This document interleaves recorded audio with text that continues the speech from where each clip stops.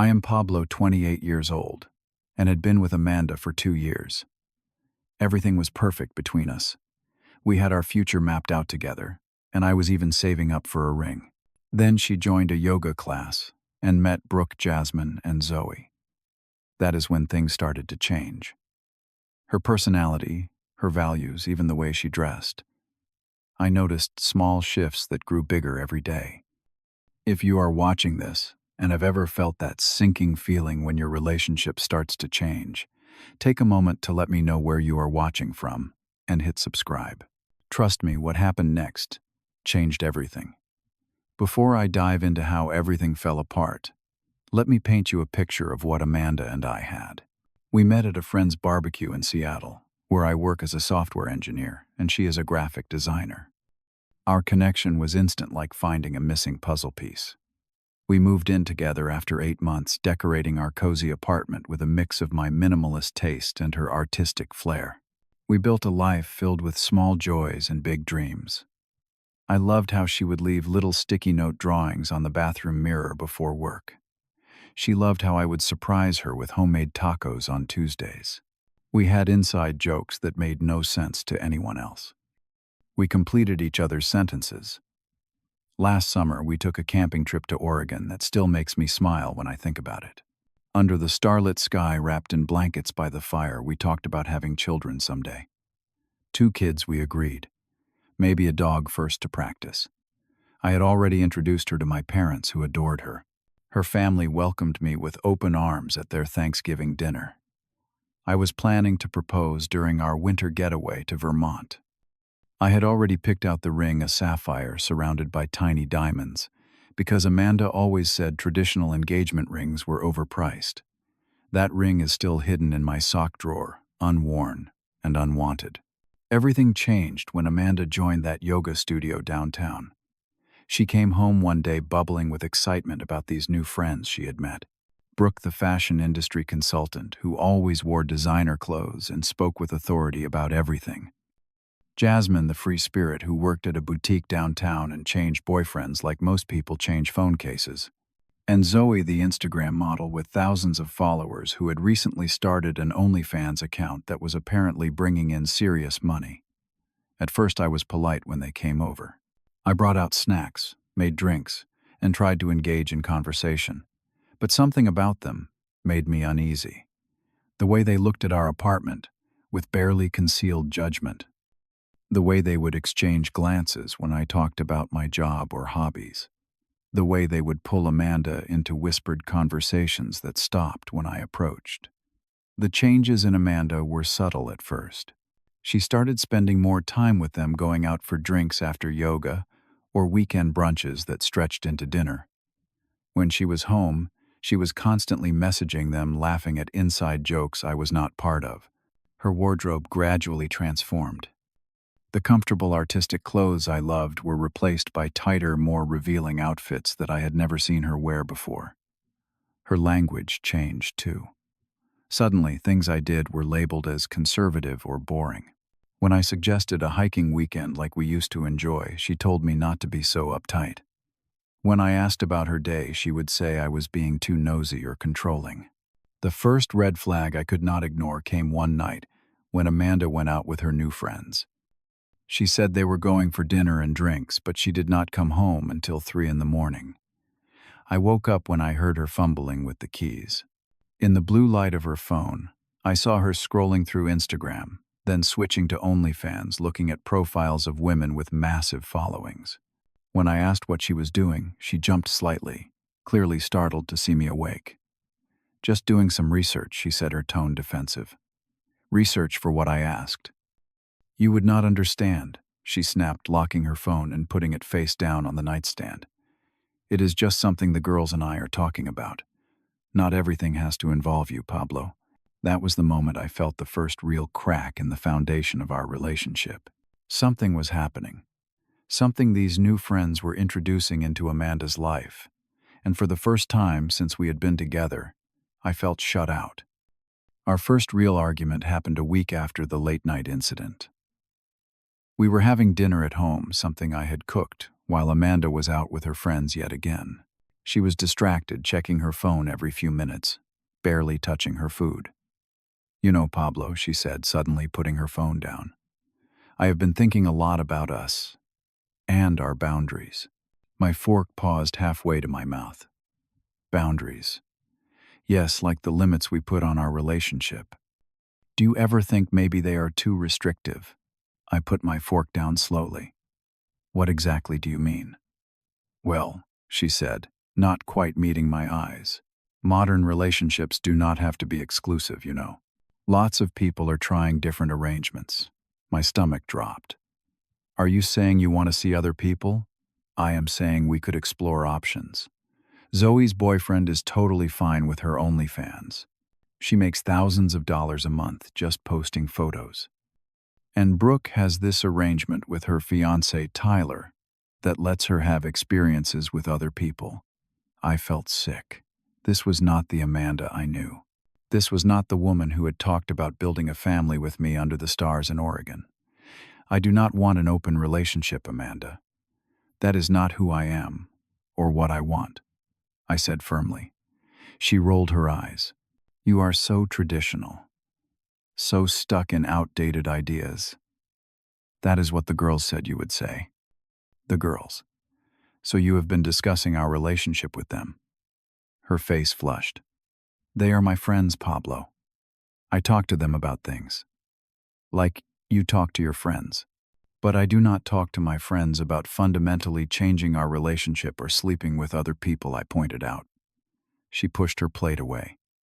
"This is exactly why I did not want to bring it up. You are being judgmental and controlling. I am allowed to have these conversations." After that night, I decided to learn more about these women who seemed to have such influence over Amanda. I started paying more attention when Amanda talked about them piecing together information.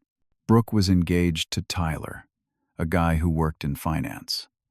According to what Amanda told me, they had an open relationship where Brooke could see other people. She often bragged about her conquests to the other girls. Jasmine was more complicated. She dated multiple men simultaneously, apparently being vague with each about the exclusivity of their relationships. She talked often about a guy named Jordan, who was particularly invested in her. Zoe had a boyfriend named Mark, who worked in IT. According to Amanda, he fully supported Zoe's OnlyFans career and was proud of her success. She posted revealing photos daily and had a growing subscriber base who paid for more explicit content. Things really escalated when Amanda invited the three of them over for drinks one Friday night. I tried to be welcoming despite my growing discomfort with their influence. The evening was a disaster. After a few drinks, they started openly discussing their sex lives and relationship philosophies right in front of me. "Marriage is just an outdated institution designed to control women," Brooke declared, waving her wine glass. "That is why Tyler and I have our arrangement. I still get the ring and the commitment, but I am not locked down." I glanced at Amanda, who was nodding along enthusiastically. Zoe was scrolling through her phone. "Look at this," she said, holding it out to show a notification. "Another $500 tip just for a bikini pic. I make more in a day than most people make in a week." "You should totally start an account," Amanda Jasmine added. "With your figure and face, you would kill it." I felt my face flush with anger and embarrassment. "Pablo and I have not really discussed anything like that," Amanda said, giving me a sideways glance.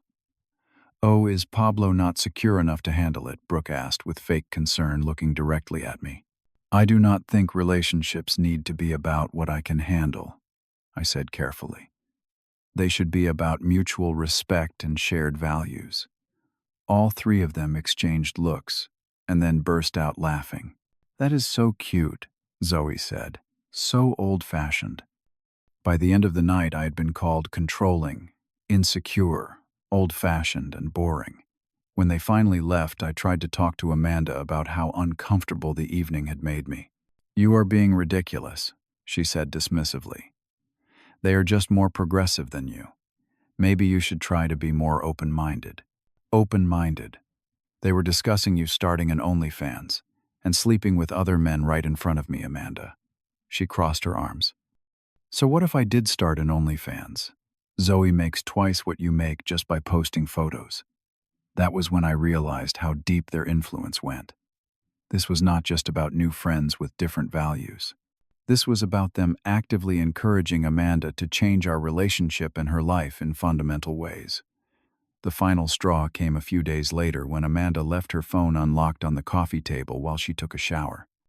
A group chat notification popped up from Brooke. "Did you talk to Pablo about the OF account yet? Remember what we discussed? I know I should not have looked. But after weeks of feeling like I was losing my girlfriend to these women, I gave in to the impulse and opened the chat. What I saw shattered my heart.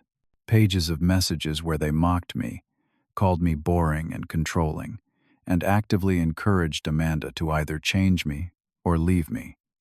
Brooke was pushing Amanda to create an OnlyFans account. Jasmine was telling her she should date other people before settling down. Zoe was sharing tips on how to hide income from her boyfriend. And Amanda was participating, not defending me, sometimes even agreeing with them.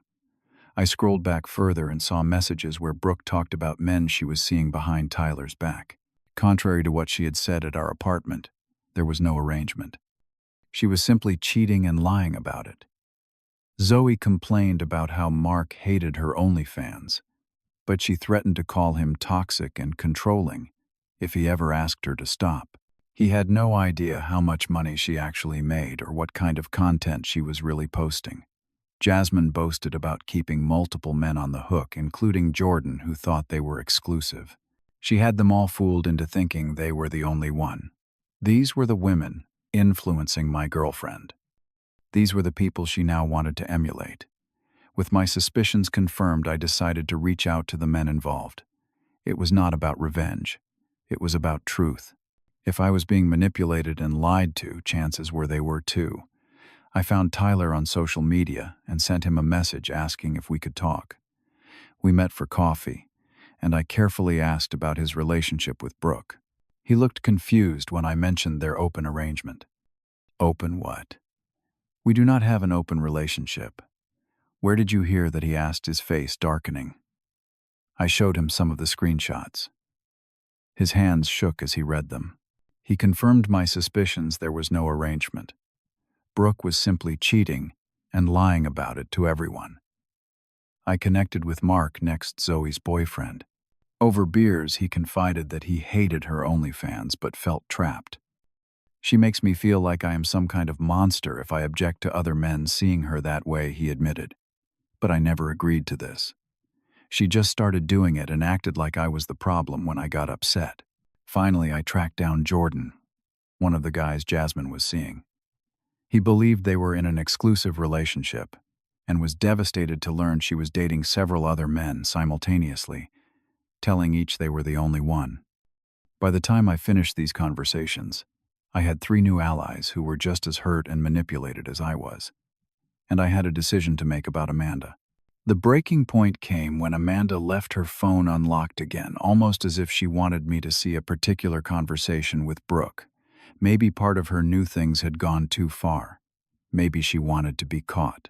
The message from Brooke read, "You need to live a little before you mortgage your life to Pablo. He is holding you back. Have you tried that dating app I sent you?" My heart stopped. I scrolled through more messages, each one more painful than the last.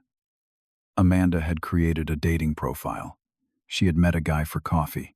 She had created an OnlyFans account, but had not posted anything yet.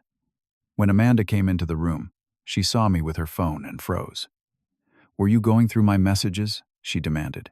"Yes," I admitted, not bothering to lie. "And I am glad I did. You met someone for coffee. You created an OnlyFans. Were you going to tell me any of this?" Her face flushed, but instead of shame I saw defiance. "Those things are not a big deal, Pablo. I did not sleep with him. I have not posted anything on the account. I was just exploring options. Options. These are not options in a committed relationship, Amanda. These are deal breakers. That is your problem," she shot back. "You see everything as black and white. Life has gray areas. "Do you still love me?" I asked, my voice breaking despite my efforts to stay calm. "Of course I love you," she said, but her eyes did not meet mine. "But love does not mean being with just one person forever. It does not mean limiting myself to make you comfortable. So you want an open relationship," I stated flatly. "I want freedom to explore who I am without your judgment," she replied. "I want to see what is out there. Maybe make some money from my appearance like Zoe does." "What is wrong with that?" "Nothing is wrong with it if that is what you want," I said slowly. "But that is not the relationship I want. That is not who I am." "Then maybe you are holding me back," she said, the words cutting through me like a knife. "Maybe Brooke is right. Maybe you are too controlling." In that moment, it felt like the floor had dropped out from under me. The woman I loved, the woman I had planned to propose to, was standing before me like a stranger. Her words, her values, her desires, all transformed by the toxic influence of her new friends. I sat there in silence, feeling the weight of everything collapsing around me.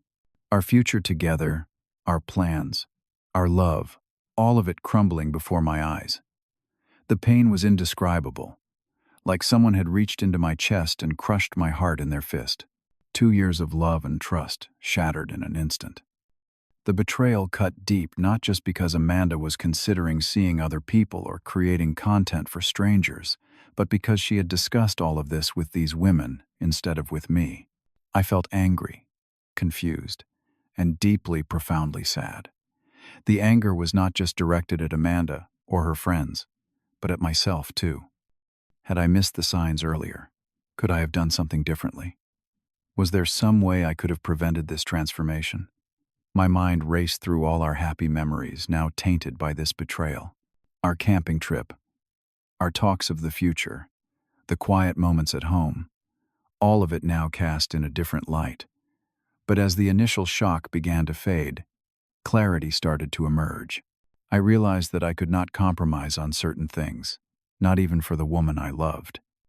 I deserved someone who shared my values. I deserved honesty and respect. And clearly, Amanda was no longer that person. In that moment of painful clarity, I made a decision that would change everything. I would not beg her to stay. I would not try to compete with the lifestyle her toxic friends were promoting. I would stand by my values and walk away with my dignity intact. And I would make sure that Tyler, Mark, and Jordan knew the truth too. Not out of vengeance, but because they deserved to know just as I had needed to know. None of us deserved to live in the shadow of lies. After that devastating conversation with Amanda, I knew exactly what I needed to do. With evidence in hand from the group chats I had seen, I arranged to meet Tyler, Mark, and Jordan together. We sat in a quiet corner of a local brewery, 4 strangers united by betrayal. "I want you all to see these messages for yourselves," I said, passing my phone around with screenshots of the conversations. "I believe we have all been lied to, and you deserve to know the truth." Tyler's face hardened as he read the messages where Brooke bragged about her conquests and mocked him for believing they had an exclusive relationship despite their engagement. "She told me she just flirts at clubs for free drinks," he said quietly. "She swore nothing physical ever happened." Mark looked physically ill as he read Zoe's messages about the explicit content she was sending to subscribers behind his back, and how she laughed about manipulating him when he expressed discomfort. "She makes me feel like I am crazy whenever I bring it up," he admitted. "Like I am some kind of controlling monster for not wanting my girlfriend to do this." Jordan simply stared at the messages where Jasmine detailed juggling multiple relationships, assigning each man a nickname so she would not get confused when texting them. "I thought I was the only one," he whispered. "She told me she loved me last week." We spent hours talking, comparing stories, realizing how these women had manipulated all of us. By the end of the night, we had formed an unexpected bond. 4 strangers connected by similar pain, but also by a shared resolve not to be victims. The next day, I sat Amanda down for our final conversation. "I cannot do this anymore," I told her calmly. "I have thought about what you said, and you are right about one thing. We want different things. I want a relationship built on trust, honesty, and exclusivity. You want something else now. Her eyes widened. Are you breaking up with me? Yes, I am, I said, surprised by how steady my voice was. I deserve someone who shares my values, Amanda. And you deserve to explore whatever this new version of yourself wants. But we cannot do it together. She started to cry, but I sensed it was more from shock than genuine sadness. She had not expected me to be the one to end things. I need to tell you something else, I continued. I met with Tyler, Mark, and Jordan yesterday. I showed them the group chats. You did what? She gasped, her sadness instantly transforming to anger. They deserve to know the truth just like I did. Brooke has been cheating on Tyler and lying about having an open relationship. Zoe has been hiding her explicit content from Mark and manipulating him when he expresses discomfort. And Jasmine has been stringing along multiple guys, including Jordan, making each think they were exclusive. Amanda's face went pale. You had no right, she whispered. Actually, I did. Those men were being deceived by women you chose to align yourself with, women whose values you now want to adopt. I could not stand by and let that happen. I will be moving out this weekend, I added, standing up. I have already found a temporary place. You can keep the apartment until the lease is up. As I turned to leave, Amanda called after me, her voice shaking. My friends are going to hate me when this gets out, she cried. This is going to ruin everything. Maybe, I replied, pausing at the door. But you chose those friendships over our relationship, Amanda. Now you get to live with that choice. What happened next unfolded rapidly. Tyler broke off his engagement with Brooke in a very public way, posting about her infidelity on social media. Mark ended things with Zoe, who suddenly found her OnlyFans income insufficient to maintain her lifestyle without his support. Jordan, and the other men, Jasmine, had been seeing all confronted her at once, comparing notes and messages. The group of friends imploded spectacularly. According to mutual acquaintances, they all blamed Amanda for the leak. If she had not let me see those messages, none of this would have happened. They cut her off completely, leaving her isolated, having lost both her boyfriend and her friend group in one fell swoop. Meanwhile, something unexpected happened. Tyler reached out to thank me and suggested we grab a beer. Mark joined us. Then Jordan. Soon we had formed our own group, jokingly calling ourselves the Brotherhood of the Betrayed. We started hiking together on weekends, playing basketball, having game nights. We talked through our experiences, helping each other recognize red flags and toxic patterns. We became genuine friends, united initially by shared pain, but eventually by shared healing and growth. 6 weeks after the breakup, I received a long text from Amanda. She apologized for everything, admitting that she had gotten caught up in the excitement and validation her friends offered. She said she missed me, missed our life together, and had realized what she had thrown away. I read the message several times but did not respond immediately. When I finally did, I was kind but firm. I forgave her, but I made it clear that we could not go back. Some bridges once burned cannot be rebuilt. The healing process was not easy for me. In those first few weeks after the breakup, I experienced waves of anger and sadness that would hit without warning. I would remember our happier times and wonder how things had gone so wrong. There were moments when I questioned my decision, wondering if I should have tried harder to save our relationship. I decided to talk to a therapist to help process these feelings of betrayal and loss. It was one of the best decisions I made. She helped me understand that my feelings were valid and that standing up for my values did not make me controlling or old-fashioned. She also helped me see the red flags I had missed early on. Meanwhile, my unexpected brotherhood became my strongest support system. We understood each other in ways that even my oldest friends could not. We had all been through similar experiences, all faced the same choices between compromising our values or walking away from someone we loved.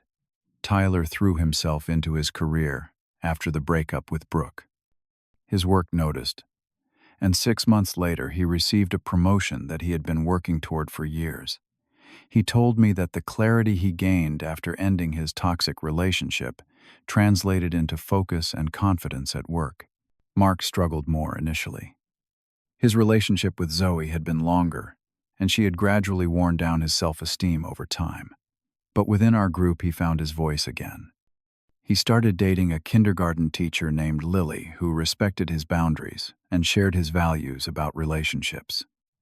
Seeing him smile genuinely again was one of the most rewarding parts of our friendship. Jordan decided to use the breakup as motivation to finish his degree, which he had put on hold years ago. He applied himself with renewed determination, knowing that he was building a better future for himself. He still dated casually, but was much more careful about who he let into his life. 6 months after the breakup, I heard through mutual friends about what had happened to Amanda and her former friends. Amanda had moved to a different neighborhood, unable to afford our old apartment on her own. She had tried to maintain friendships with Brooke, Jasmine, and Zoe, but they had completely cut her off, blaming her for everything that had happened. Brooke had lost her prestigious fashion industry job after her boss discovered how she treated people in her personal life. Apparently, some of Tyler's social media posts had made their way to her professional circles, and her reputation for manipulation and dishonesty did not align with the company's values. Zoe had to shut down her OnlyFans when her day job found out, and gave her an ultimatum. Without Mark's financial support, and with her main side income gone, she had to drastically downsize her lifestyle. Jasmine had the most dramatic response. After being confronted by all the men she had been stringing along, her reputation in our social circle was beyond repair. She moved to a different city, entirely cutting ties with everyone who knew about what had happened. As for me, I eventually started dating again. I met Katie through a cooking class I took to distract myself from the breakup. She was nothing like Amanda. Straightforward, honest, with a strong sense of her own values and boundaries. When I told her about what had happened with Amanda, she understood completely why I had made the choices I did. The first time I introduced Katie to Tyler, Mark, and Jordan, I was nervous. These men had become like brothers to me, and their opinion mattered. But I needn't have worried. They welcomed her warmly later, telling me privately that they could see how respectful and genuine she was. Looking back now, a year after everything happened, I do not regret exposing the truth.